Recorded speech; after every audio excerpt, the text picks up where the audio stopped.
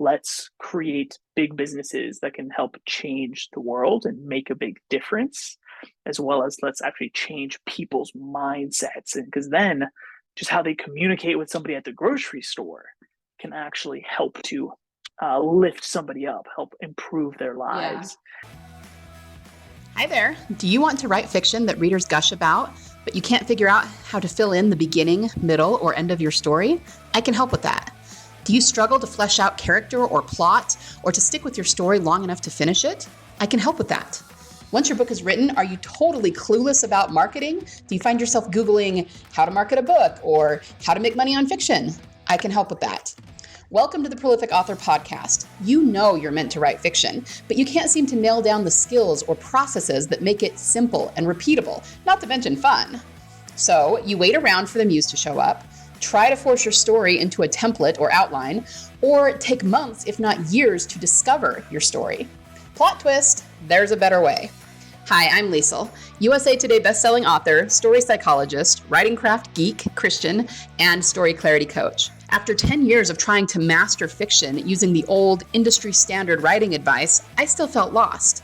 I finally learned what fictional storytelling and the human template are really about: humanity, emotional connection, and serving our readers by giving them relief through vicarious experience. Imagine learning how to flesh out your characters, plot, world, and theme with such definition and clarity that every story you ever write lands with readers and makes people go, wow, now there's an author. Imagine knowing how to drill down to the heart of your story, to learn what it's really about, and tell the unique story that only you can tell, so that you can get more readers, more downloads, more royalties, and of course, more fiction writing success. This is the podcast for you. We are prolific authors. All right, welcome back to the Prolific Author Podcast. We are here today with Wayne Veldsman, who is a soon-to-be first-time author. How are you today, Wayne?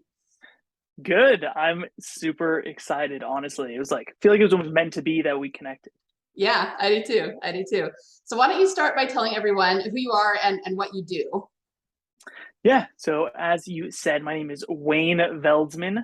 I'm actually a mindset and business development coach, meaning that we help you make more money, but we start with your mind, right? We start with your beliefs pretty hardcore. Right now, we're focused in pretty heavily into the nonprofit space, specifically helping nonprofits to take back control of a lot of their digital and online processes. Technology these days is so important. My background's in digital marketing. I've ran multiple agencies doing everything from web design to online advertising, anything and everything using the internet to make money, grow businesses. So still doing that today, but with a stronger focus on mindset and personal development as well. Great. Yeah, no, that sounds fabulous. And I can tell you that there are a lot of authors out there who definitely have mindset issues. So tell us a little bit about how you approach, the mindset issue for your clients. Yeah, funny enough, a place that we like to start is really just with gratitude. I have found over a lot of years, a problem stems from people not living in the present and them expecting a lot of times too much out of themselves in the short term. And so a focus on gratitude or focus on even just being present really gets people to slow down and understand themselves a little bit more, right? It goes deeper into, I'm a big practitioner and preacher of mindfulness and meditation, really, again, that's slowing down. But you really have to, I think, understand yourself first and then be able to give yourself enough leeway to put in the time needed, right? To not have too high of expectations and just really just live in the moment. And so it's funny because the practice of gratitude really does that. It grounds you in your presence, what you have in front of you today, why you should already be happy today. And I think it allows you to sort of expand a little bit more within yourself and even believe in yourself a little bit more. Yeah, yeah, I love that. I was going to ask, and then you answered it, whether you were into meditation or not.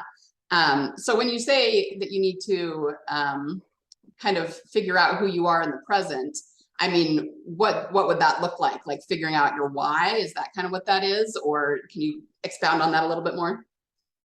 Yeah, it definitely goes along with figuring out your why. I'll give a funny story that I'm planning to share in the book actually. It Okay. was after my first job out of university. I was a door-to-door, business-to-business salesman. I was basically everybody's worst nightmare. Like I was I would get a zip code, like an area, and I would go walk into every single business and I was selling them a cell phone telephone service. Right. Never my wildest dream did I imagine that you could just walk into a business that's supposed to sell you something and instead you're selling them something, right? I wasn't Right. allowed to even know who's on the inside. Like the rules for this company, it was kind of crazy. I don't do sales like this anymore, but it was literally just whoever you find through the door, that's where you're starting and trying to get to decision makers, but we couldn't even research them. And Wow. as a lot of you imagine out there, right? If someone comes into your business bothering you, unexpected, no appointment, most of the time you're gonna ask them to leave, right? And Hmm. so I got like 40 or 50 people just yelling in my face, telling me, no, please leave, we're not interested. And of course, when they say we're not interested, I respond with, oh, I completely hear you, but let me ask you this instead. it just and it was really difficult though. It was really, really difficult. This was one of the lowest times like of my life. Hmm. Um, after getting thrown out of some businesses and like I was doing what I was told, right? This was my job. Getting thrown out, yeah, I would literally sit in my car and cry. Be like, Oh. what am I doing wrong? Like, who am I here? And and fun enough, then that's the time where I found mindfulness and meditation, right? And so it allowed me to pause and reflect on myself and a lot of my why that you brought up. But more than just my why, it made me realize who I was in the sense of I'm a very compassionate and empathetic person. Right? I could understand that I was bothering people. I could understand why they're upset and it made me upset with myself. I was a actually very positive person. And so it's crazy that this like job was getting me down. And then I knew also that I was the type of person that always was willing to lend a helping hand, always wanting to help others. So those things I think tried to or sort of helped me shape a lot of my why, right? As you put it, that I Hmm. wanted to help people to grow their lives, their businesses in a really positive manner and help them because I just felt so compassionate towards other people. And yeah, so that's sort of a question to your or the answer to your question there, a little roundabout way of that's really how we allow people to move forward. So it is figuring out their why. I Hmm. don't usually present it that way, Right. but yeah, I think we're spot on the money. Yeah, yeah. I really like that because I kind of went through something like that. And I feel like when you figure that out, it all kind of clicks in a way that isn't about what you're actually, physically doing to grow your business. It's just more about you and being in alignment with things. Being in alignment with things. Yeah, funny if I had a conversation this morning around goals. And it was an interesting conversation that we essentially came to a conclusion that we need to be focusing on what my friend calls the leading indicators versus goals that are lagging indicators. Mm, Meaning, leading is what are you doing today, right? If you have a goal of, let's say, we're doing sales, you want to make $100,000 in sales, your average sale is $10,000, whatever. So you need to make 10 sales, right? mhm. Amazing. Right? That's your goal, 100,000 and 10 sales. But if you don't understand the smaller pieces that lead up to that goal, how are you going to get there? And so, yeah, so Right. we don't even try and focus as much on goals as much as what are these leading indicators? How many phone calls are you making per day? How much time are you Mhm. spending on the phone? How many people are you talking to? Right. Right. Yeah. And so it's just sort of interesting. Yeah, yeah, it is. I really like, I'm always interested to talk about things like this. I think they're super interesting. But you've been doing this for a while and you have just recently decided that you're going to write a book, right? So what led to that? Yeah. So what led to the writing of the book is a couple things. Um, uh, I'll be brief, and I'll see your opinion on sort of on them. One, I think it's going to add more authority to myself, right? I Mhm. think people that have written books are seen as more experienced, more educated, more knowledgeable, maybe. Mhm. And so that's a big reason. I guess sort of number two sort of goes in with number one also is to help me grow the business, right? To be able to help grow the business. So even if I'm not trying to make millions off of my book. I haven't even looked at how much people make, really, authors make money wise. But I think it's going to allow me to charge higher prices, and potentially I'll even in the beginning use it as some sort of a lead magnet where I'll do a free plus shipping offer or give it away totally for free and change people's information so I can talk to them or not. And then last but not least, like I really want to start more public speaking. So Mm. I think by having a book, having more stories already out there, because that's what the book is going to encompass is stories, is allow me to get more sort of speaking gigs. And so what's your opinion on, those I'm writing a book for those reasons. Could you see that it would lead in those directions? Yeah, yeah, absolutely. There's a little bit of a joke kind of in the writers community that all you have to do if you want to really grill someone, ask them questions. Like you said, if you were like just walking into somebody's business, most of the time they're going to tell you to get lost. But if you say, "Hey, Yeah. I'm writing a book," you have like instant credibility, and they're like, "Oh, please sit down. Let's interview. Let's discuss." So it really does give you a Nice. lot of credibility, I think. And that's true Beautiful. of both fiction and nonfiction. You kind of approach them in slightly different ways, but it's kind of the same across Mm, the board. So that's yeah, so yeah. But funny. then I also know that there's lots of nonfiction writers who do that, who use a book as exactly what you said, either as a lead magnet or use Yeah. it to kind of as a preface to get speaking gigs and things like that. So I think that'll work out really, really well for you. So tell Beautiful. us what kind of book you're writing and tell us about it. Yeah. So it's a nonfiction book. The working title is Relentless Positivity. Ooh, I Once like again, I'm it. trying to sort of thanks. I appreciate it. For some reason, this was probably 5, maybe 10 years ago. I changed the description on all of my social medias to say relentlessly positive. Hmm. I don't really know why. That's just like truly who I am. And Yeah. so I decided the title Relentless Positivity would be pretty good. And it tells different stories throughout my life of hardships and difficulties and how I got through them. Right. So one of the stories is my time of when I was doing door to door sales. Right. I was at like my lowest low, how I got out of it and how it actually propelled me to start my first business, how I got into entrepreneurship in the first place. Hmm. Um, that's a pretty tough one. Another Yeah. story is when I fell off of a roof back a few years ago, and I broke 17 bones. And so I Oh. was I was bedridden for a while, and I was super super low, not able to put my own pants on, and having to ask for help. Sort of how that Hmm. really helped to grow me as well, and then Yeah. tons of other things as far as my family's even we're first generation immigrants to the U.S.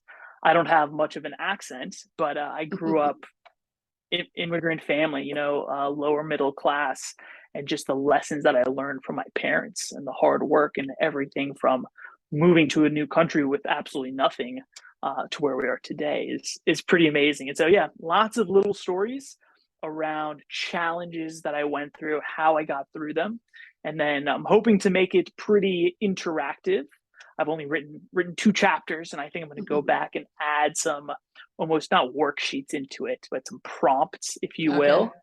So I want to make it a little bit more interactive like that. And then lessons around mindset growth and positivity is really what it is. Yeah, yeah. And I gotta say, I really love that, and I kind of want to ask you about it. I love the word relentless. That's one of those words I just like, and I don't think it gets used enough.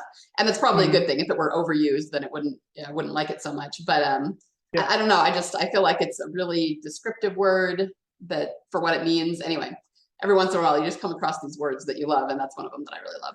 So Relentless is a good one. Yeah. yeah, you talk about positivity, and there's Yeah. been, I mean, don't get me wrong, I'm totally on board with positivity, and I actually get really annoyed when people are super negative all the time.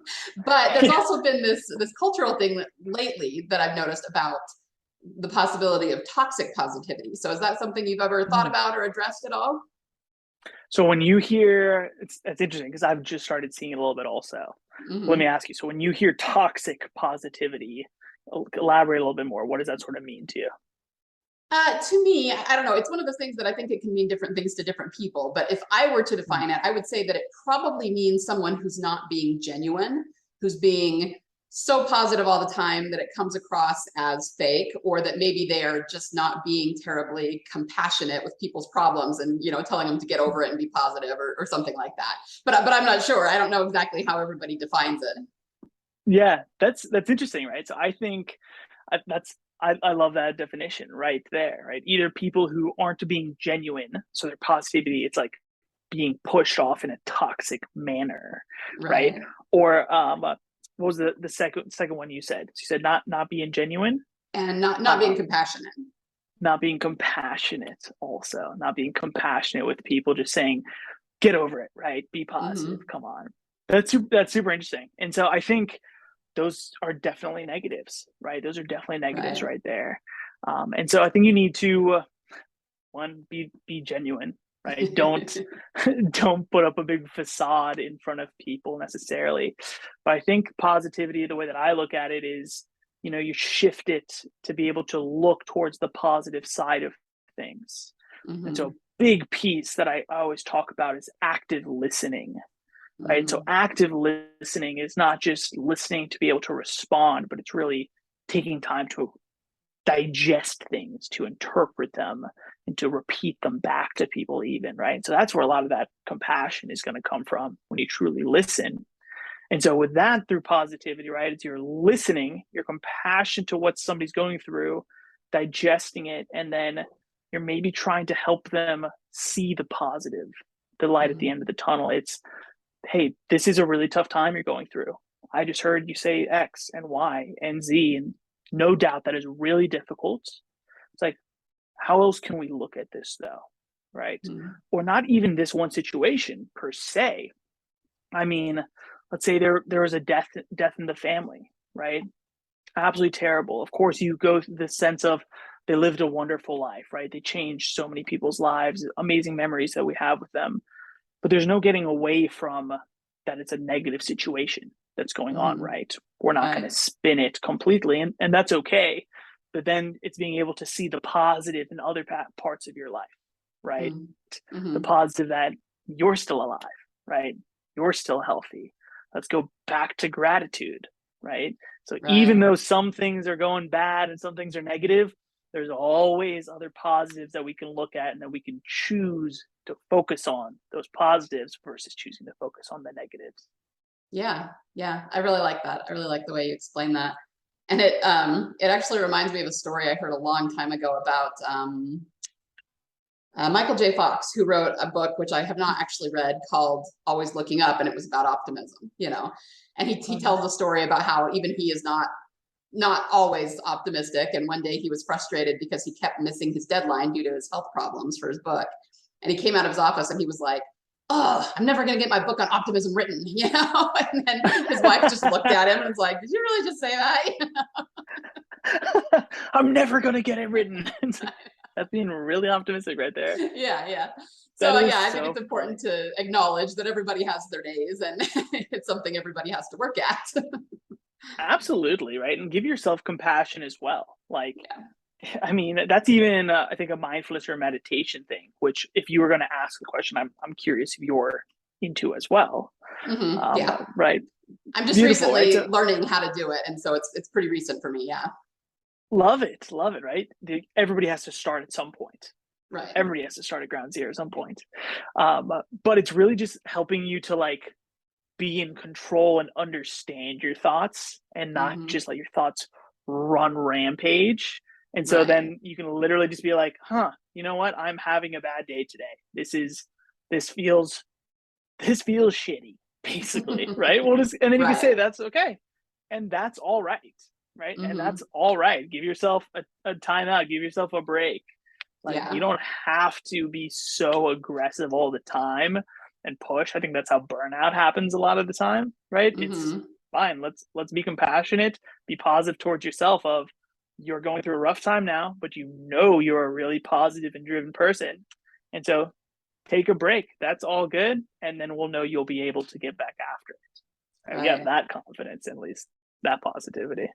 Yeah. Yeah. No, I love that, and that is something that I know that a lot of writers struggle with, because at the first, it's, writing's hard until you really get down a process and kind of you Yeah. always have brain cramps at first trying to figure out your writing process. And so you can feel like you're doing it all the time around the clock and you have to be writing 12 hours a day and then you get burned out, So I really appreciate that advice, especially for writers. Oh man, so true. So let me ask you this. So right, so writer's block is obviously a subject or a term that everybody knows about. Right? Uh-huh. Do you think that happens due to not necessarily negativity, but sometimes maybe expecting too much out of yourself? What do you think Mm-hmm. causes that? How do you get through it? Yeah. I think that, I mean, the word expecting, I think, is really paramount there because I think it comes from putting too much stress on your brain. Like you're trying to force the muse, force it to come. That's why things like free writing and journaling, where you're actually relaxing your brain and then it just turns on and starts coming. So I try to teach people to relax their brain and not force it, because the more you force it, the more your brain's just going to dig its heels in and refuse to produce anything. But this is why Yeah. people will go for a walk, or when they're in the shower, they go, "Oh, that's what I've been looking for." It's because they're relaxing and not trying to force it just then. Nice, nice. So too much expecting, too much stress Mhm. cause Yep. it. I love that tip right there of just journaling and like, basically just writing for fun, Hmm. decompress, and then it'll help you flow. I'm gonna remember that one. Yeah, well, and one of the things I teach too is I actually will get on calls with people and I'll set a timer for like 5 minutes and I'll be like, just start writing. And it's got to be very stream of consciousness, no right or wrong, just explore. And it's amazing what people can come up with when they do that, because you're taking the pressure off. I like it. So, and it's maybe but like in that moment at least, it's a different subject matter potentially. So It could really be, it's yeah, almost exercising their mind in a different way, letting the right. blood flow and then come up with other ideas, I Yeah, suppose. yeah, Nice. I for like sure. it. Okay, well, let's kind of swing back to your book. So now that you said you have 2 chapters written, so what challenges have you run into as you've started to write? Oh man. So I think the biggest challenge I'm having right now is a question of how much detail I should be going in. Mm, Because I'm telling stories, right? right. It's all stories, and then it's followed with putting lessons in as well. And so I'm Right. playing with this thing in my mind of how detailed should I be, and then are people gonna get bored of this intense detail? And it's like, all right, well, let's go ahead and come on, get to the lesson already, right? I'm not Yeah. here to just listen to your story. Um, I think that's really the biggest challenge right now, right? Because Mm, especially the first chapter that I wrote, I'm writing on in a notes, actually, in Apple Notes, and so it doesn't even show me like pages. I can look at word count, I guess, if I want to, but yeah. I don't have maybe a goal of like, okay, let's make it 5,000 words. I don't know. I haven't thought about that, and so that's sort of the biggest issue I'm having right now is how much detail should I be going into versus how much teaching should I be doing? Mm. What are your thoughts? So, I mean, a lot of that comes just with experience. The more you write, the more you'll kind of naturally figure out the detail level. But I would say anything you write, take a look at the lesson you're telling is probably based on some transformation you went through, right? You learned the lesson, it kind of Absolutely. changed you in some way. So just make sure that any detail you put in is relevant to that. If it doesn't matter Yeah. what your friend's name down the street was to the transformation, then you can leave that out, right? Yeah. The other thing is just throw in, the other thing is for description specifically, you can throw in just a few little salient details, and they're usually sensory details, color or taste or smell. And don't do it overly much, but if you just kind of do one every so often, then it really brings the reader, kind of grounds them in the experience of the story too. So if you can kind of just play with those 2 things, moderately, then you should be golden. Moderate sensory details. And Mm-hmm. then if the details don't relate to the eventual transformation, Right. then they can probably be left out. Right. Okay, nice. I like it. So I don't have to say like, oh, and then while it was going on, James from down the street walked by.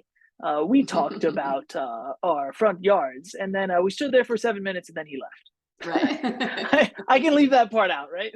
Right. Unless James said something that gave you like an aha, and then you could leave it Absolutely. Look at that. Nice. I like that tweak right there, actually. in.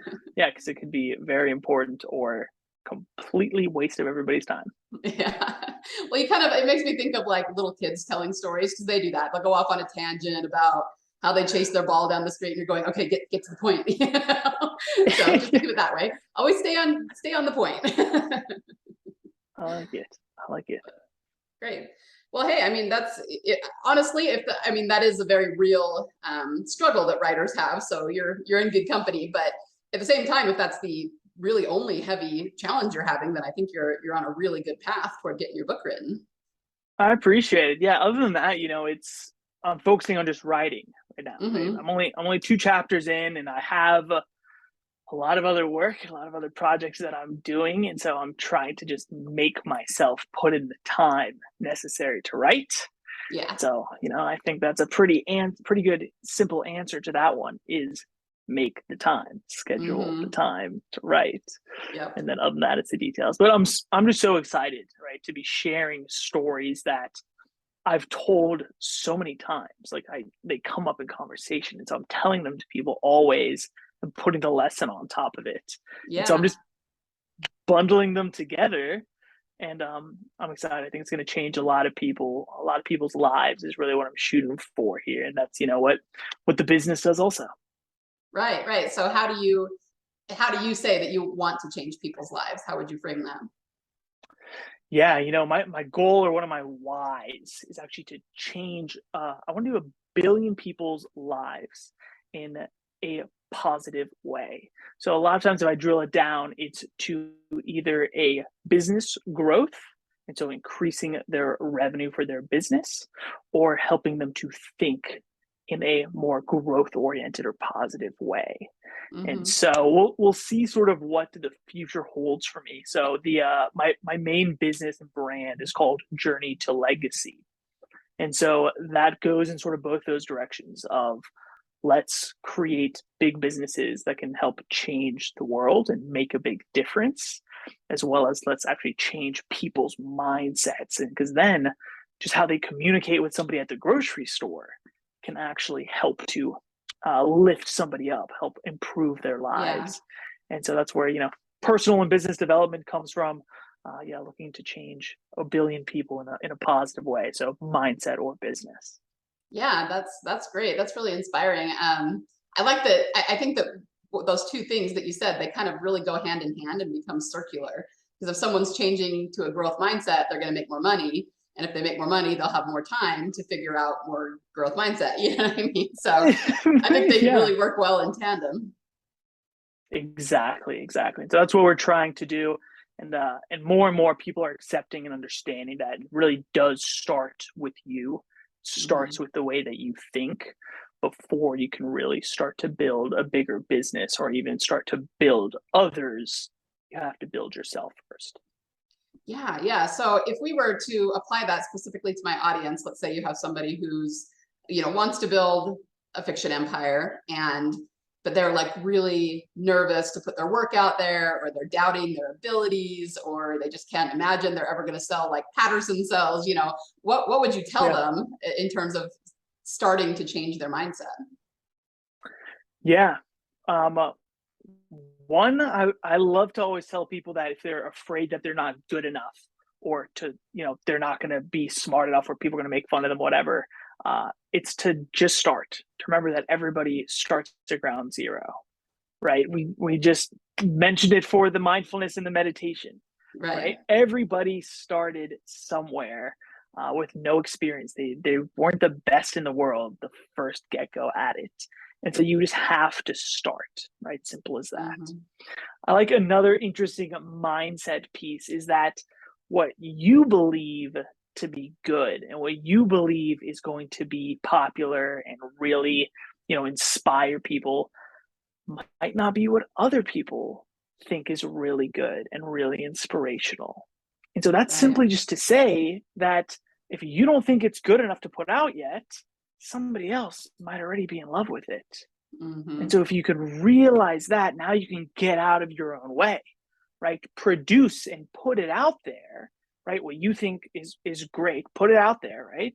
And Mm-hmm. now let's get some feedback, and then grow from it. Once again, you're not your first one, most likely. I'm sorry if people don't want to hear this. Your first one most likely is not going to be a huge success, Right, right? right. That's just how it goes with anything. First time you played a sport, first, I mean, when you learned how to eat, first time you ever ate, you weren't a pro like you are today. And so, yeah, I think especially for writers, those are two good things, right? Remember that everybody started at ground zero, and then to do and put it out there and see what people think, right? And then learn and grow from it. Don't take it too personally, right? Learn and Yeah. grow from it and get better. Yeah, and I like that you emphasize that you do need the feedback. I think that's one of the biggest hills for some people to get over, but you grow Mm. monumentally faster when you have intelligent feedback on what you're doing. Intelligent feedback.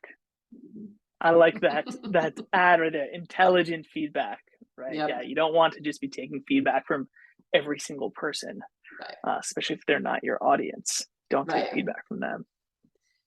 Someone who's not your audience, and for the record, anyone who is being negative or putting you down is that's not considered intelligent feedback. So Absolutely not. Absolutely not. I like a one thing to share that's sort of irrelevant, I yeah. guess, but a way to give feedback that I was taught a long time ago. It's called build, break, build, and so it's essentially you give positive feedback, and you're like, "Hey, great job finishing your first draft." Boom, right? Build. Now you're gonna break them.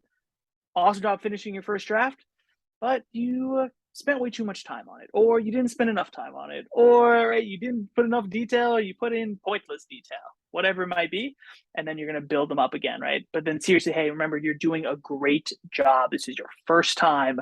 You're killing it. Keep going. So build, break, build is interesting. And so I think a Yeah. lot of leaders and positive people in the world do that, not even on purpose, right? And so that's something you can be thinking about for the way that people are giving you feedback, if you should be listening to them or not.